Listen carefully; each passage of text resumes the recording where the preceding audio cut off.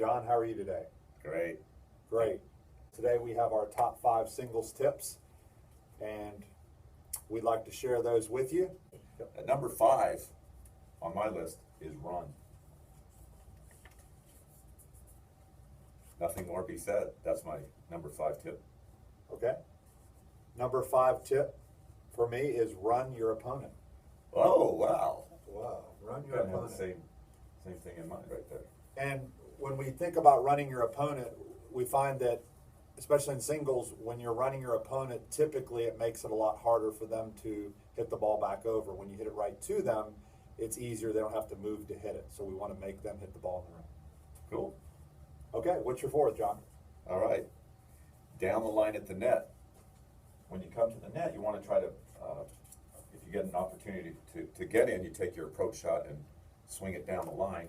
And one of the reasons is that, let's say you take a forehand right here, and this is your approach shot, and if you play it down the line from this position, we'll say this is your hitting position, and you play it down the line to the backhand, that's a common play, okay?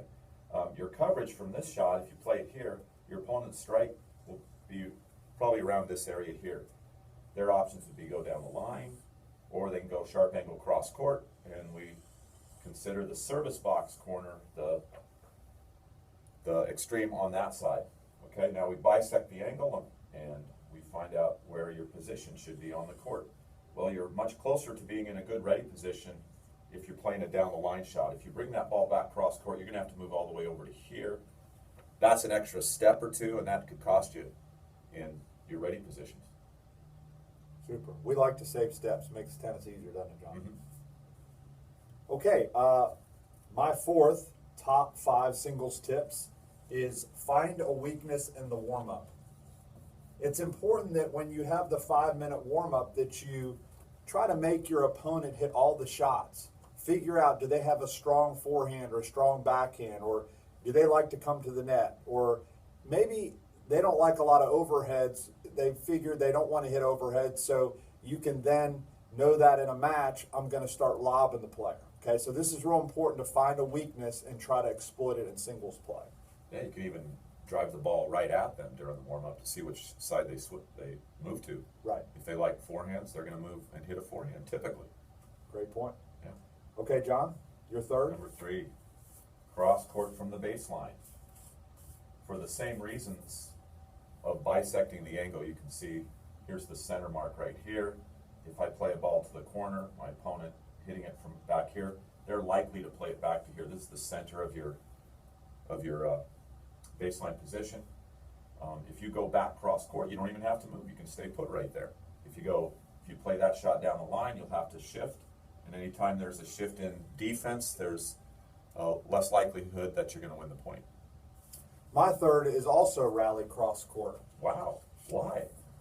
I'll tell you what. And one of the things John pointed out was when you do hit a cross court, you save the number of steps. One of the things we forget is the net in the middle is 3 feet.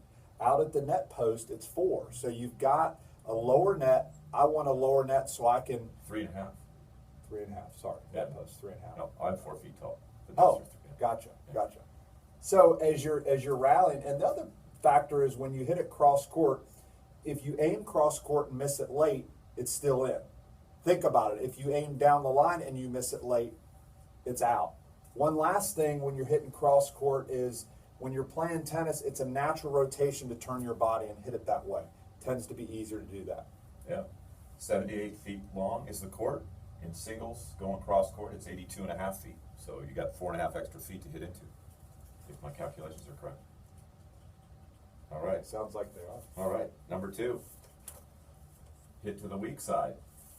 As Jay pointed out in his 4th tip, mine's number 2. It's higher. Try to hit to your opponent's weak side. And of course, you can find that out a lot about that in the warm-up too.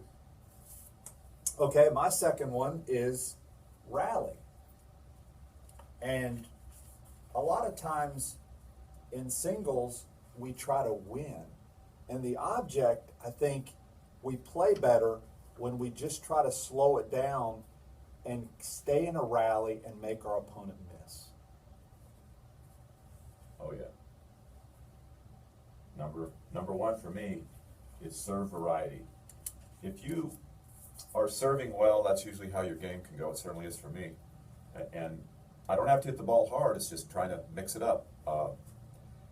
When I hit that first serve, my opponent's in a defensive frame of mind typically because I have all the shots on the table available to me. And I want to keep them in that defensive frame of mind. I don't have to hit a big serve to do that. They'll be in that defensive frame of mind whether I just pop it over or hit it real hard. Thank you, John. My number one is probably surprising to some of you, but it's rest. And rest is important to get adequate sleep before you play. One of the things with sleep is our body tends to be more alert when we get adequate rest. Our feet tend to move a little bit better, and I think we're a little more explosive when we play. So I think that's the key, taking care of your body is rest. Oh, that's your big, matches. yeah. Hey, thanks for watching us. Check out our doubles top 5 tips by clicking on the tennis court. See you next time. Thank you. Later.